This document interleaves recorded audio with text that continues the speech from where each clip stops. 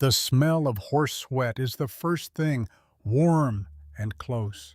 The smell of animals sleeping outside your wall of felt. Against your ribs, your son is a small furnace under the wool. He is asleep. Your eyes are open. Beside your head, leaning against the wagon post, the copper axe is dark in the lamplight. This is a Yamnaya raider on the Pontic-Caspian steppe, late spring 3000 BC. By the time the sun sets, a farming village 2 days' ride to the west will be burning. He will be riding home with cattle, copper, and captives. By the time this video ends, you may realize you are watching the man your DNA came from. Everything you have been told about this day is incomplete. Today, we decode the real one. The Pontic-Caspian steppe is a corridor of open grassland running east from the Carpathian Mountains toward the Altai, the width of a continent. The western section, in what is today southern Ukraine, is where this day happens. It is late spring, 3000 BC. The first Egyptian pyramid at Saqqara will not be built for another 4 centuries. The Dnieper and the southern Bug rivers cut south through the grass. Between them, on the interfluve, live the Yamnaya.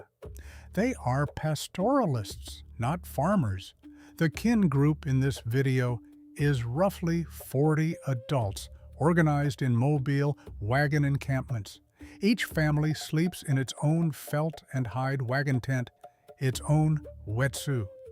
Small ochre mounds rise at intervals across the horizon.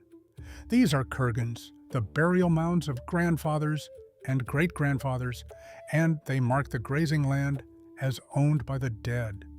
The raiding band, the cheta, is 12 mounted men. Standard equipment is the composite bow and the copper-headed war axe. They travel without wagons and can cover ground at horse speed. Their target today lies 2 days' ride to the west at the forest steppe frontier. It is a Cucuteni Tripilia farming village. That culture built cities of 10 to 15,000 people at Talyanki, Maidanitska, and Nebelivka. In 4000 BC, these were among the largest human settlements in the world.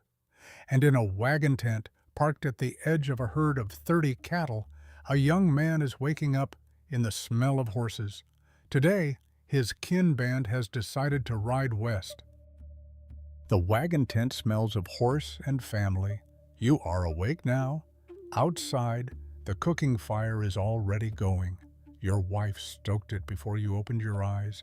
She has been doing this for 3 years since the marriage. She hands you the wooden cup. The kumis is cold and sharp on the tongue. Mare's milk fermented 3 days in a leather sack. It fizzes a little against the roof of your mouth and burns going down. This is breakfast. This, a strip of dried aurochs meat, and a small round loaf of coarse barley cake. Your son is on her hip. He is 18 months old and has your father's face. He watches you drink. When you set the cup down, he reaches for it. Your wife moves him away without comment. 50 meters off, at the picket line, your younger brother is already saddling the horses. He is 17, unmarried. He wants to be the first of the 12 at the assembly point. He always wants that. You stand. You tuck the copper-headed axe into the belt at the small of your back. The weight settles against your spine, the way it has settled every morning since your 15th year. Your wife does not look at the axe. She has been Yamnaya since birth and married Yamnaya 3 years ago. She knows what the axe means when it goes into the belt at first light. She does not ask. Somewhere to the east, past the edge of your own herd, another kin group's wagons are moving. You can hear them before you can see them, the low, continuous creak of solid wooden wheels on dry spring grass, a kilometer away, carrying on the still morning air. By second hour of morning, the cheta assembles at the kurgan of the grandfather. 12 men, 12 horses, no wagons, and the chief has decided today is the day. You ride out at second hour, 12 horses at a steady trot, no conversation, no formation, loose, hunting, not military. The sound of the ride is the sound of the ride. Hooves muffled by sod, tack creaking, leather against leather, wood against wood. The horses breathe hard in the first hour, then even out. You listen to your own horse breathe. The steppe is unbroken to the horizon in every direction. Not a tree, not a settlement, nothing but grass, grass, grass, and the ochre bumps of kurgans that mark where other men lie buried. The axe bounces against your hip in rhythm with the trot. You do not notice it anymore. You have not noticed it since the third year. A herd of wild horses breaks north as your band passes. 50 animals, maybe more. They watch you for a heartbeat and then run. No one in the cheta turns to look. The chief rides at the front. He is older than you. His right forearm is scarred pink from wrist to elbow, a wound from a previous season that closed badly. He does not speak during the ride. His silence is the discipline of the band. At midday, you eat on horseback. Dried aurochs, meat from the leather pouch tied to your saddle. Tough, salted, gone gray from the sun. You chew it slowly and drink water from a skin. You think about the barley. The village to the west has been watched for 2 weeks. The barley is cut. It is drying on wooden frames beside the houses. This is why today is the day. A village with cut barley is at its most vulnerable and its most valuable at the same time. The two conditions arrive together only once a year. By late afternoon, the riders crest a low ridge. Below them, 300 meters away, smoke rises from cooking fires. The village has not seen them yet. You made it this far. Good. In a few minutes, I'll tell you something about your own body almost no one in your country knows. If you're watching this in English, between 30 and 70% of your DNA came from men who rode with him this morning. Not metaphor, not distant ancestry. The DNA in your body right now. Subscribe to Decoded by Jack. Stay with me. You dismount 100 meters out. So do the other 11. The horses are held by 2 of the youngest. The rest of you walk in through the barley stubble at the edge of the village. The fields have been cut. The barley is drying on wooden frames beside the houses. Between the frames and the first wall, the ground is dry and rough under your feet. The village sees you when you are 40 meters out. A woman screams. A man raises a wooden staff. 15 men come out of the houses with staves and flint blades. None of them has a bow. Your band has bows. The exchange is one-sided and brief. 2 of your men take wounds. One of your band catches a flint blade in the thigh. He falls. He does not die. Another man takes a staff to the side of the head and keeps his feet. Otherwise, it is over in the time it takes to draw and loose 4 arrows. The village men die or scatter. You do not track them. Your work is the carts. You walk into the compound. The wattle and daub houses are already catching. Someone in the band has put a torch to them. The smell is wet clay and burning straw, thick and close, carried on the evening wind. The axe is in your hand. You do not use it. Your work today is not killing. Your work is to drive the villagers' own oxen out through the open gate. They are harnessed to the villagers' own carts, loaded with the villagers' own barley. You move 6 carts by yourself. The axe is the tool of authority. Outside the village at the edge of the barley field, the band regroups. Cattle, 6 loaded carts, 3 rawhide leashes. By nightfall, the riders are moving east, back the way they came. The village is behind them.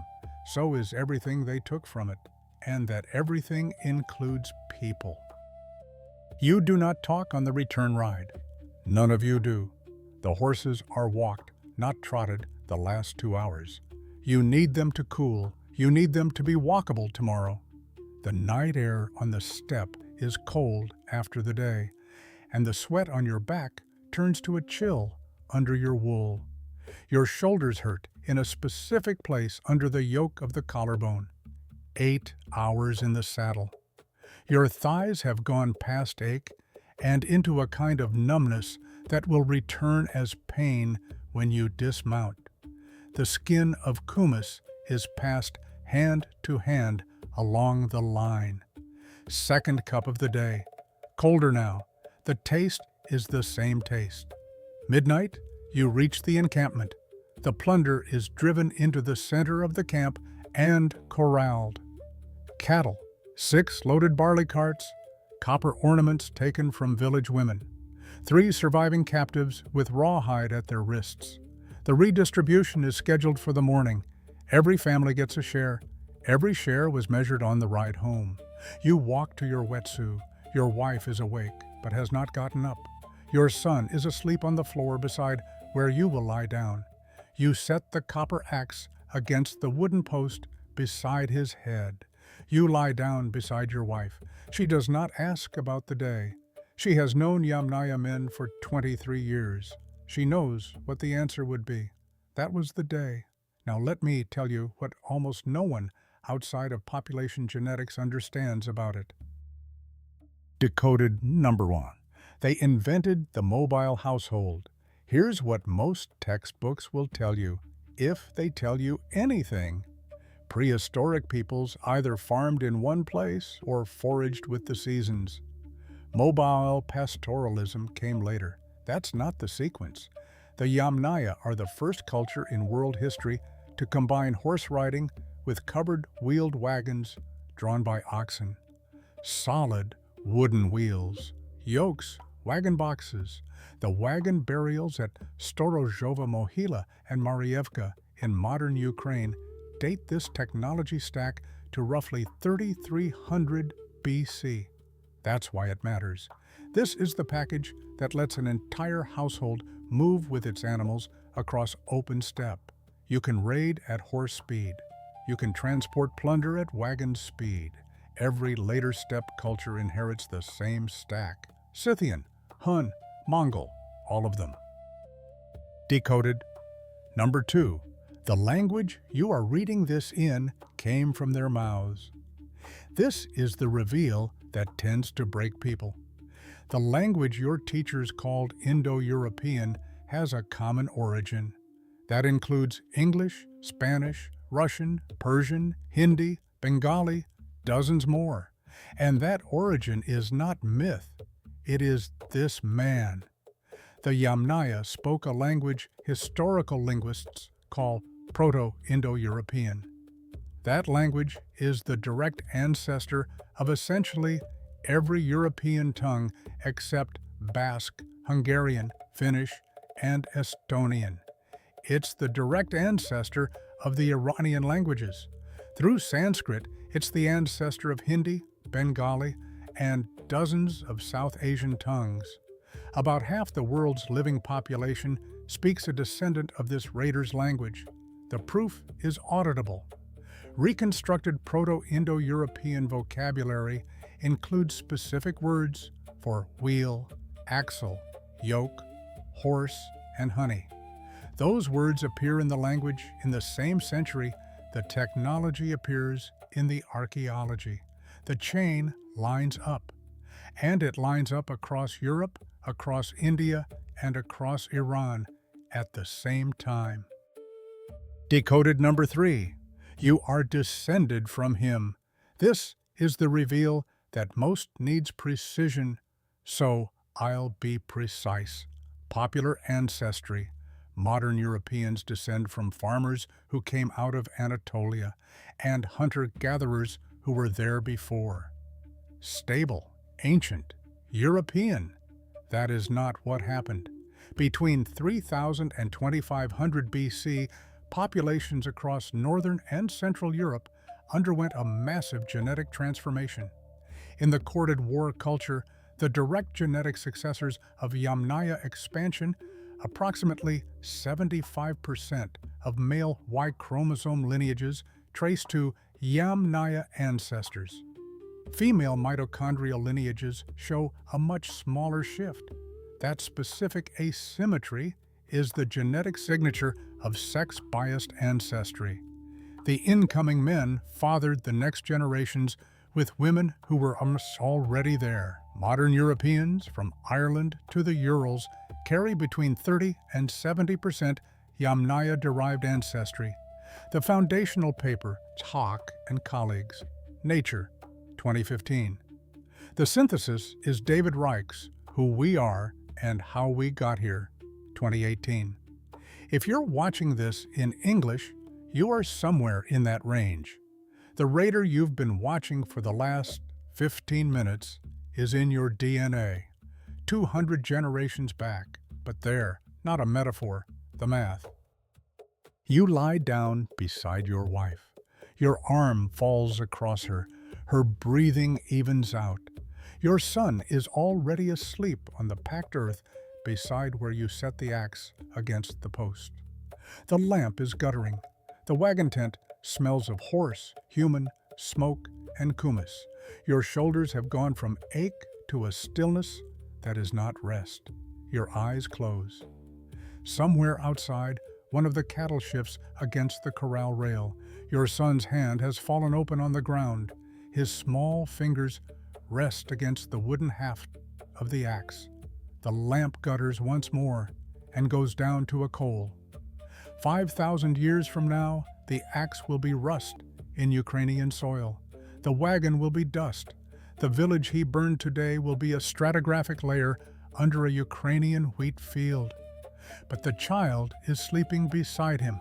That child's hand is on the haft of that axe. And that child's descendants will be reading this sentence in a language his father helped invent, in a body his father helped shape. That is the trade this day made. Nobody signed it. Nobody agreed to it. It happened anyway, and you are the proof.